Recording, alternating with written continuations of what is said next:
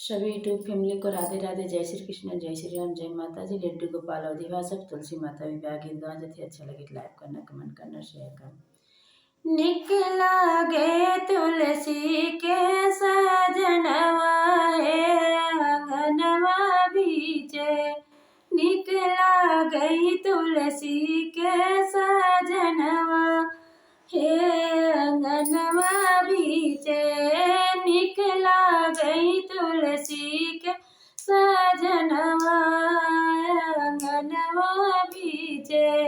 पियर पीताम्बर सोए और पियर जनेऊआ सोए, हे पियर पीताम्बर सोए पियर जनेऊआ सोए, पियर जनेऊआ सोए।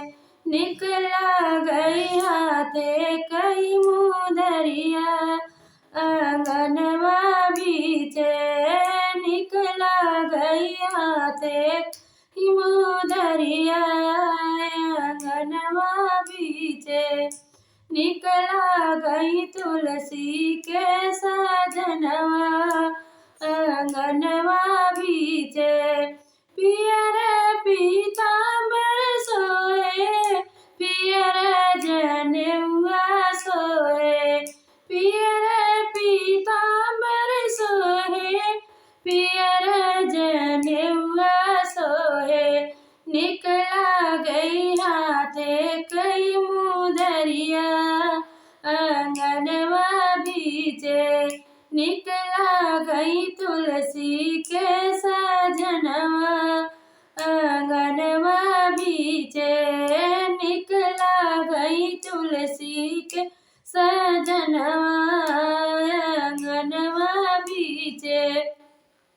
सभी देवी देवता मिली फूल बरसावई लागे, सभी देवी देवता मिली झूली आए आंगनवा हमरे, सब मिली फूल बरसावई सखी आंगनवा हमरे, सब मिली फूल बरसावई सखी आंगनवा हमरे।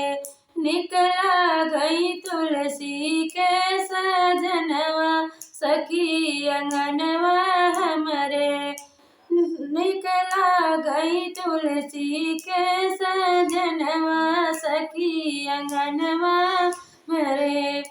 सभी देवी देवता मिली फूल बरसावई लागे, तुलसी नारायण जी के पड़ गल गनिया आजू आजू आइए तुलसी जी बियाहवा सखी आंगनवा हमरे।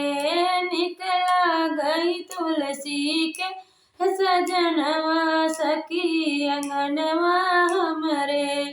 आरी आरी राम बैठई एक यारी लक्ष्मण बैठई, एक यारी राम बैठई एक यारी लक्ष्मण बैठई, बिचवा में बैठई सीता मैया सखी आंगनवा हमरे, बिचवा में बैठई सीता मैया सखी आंगनवा हमरे।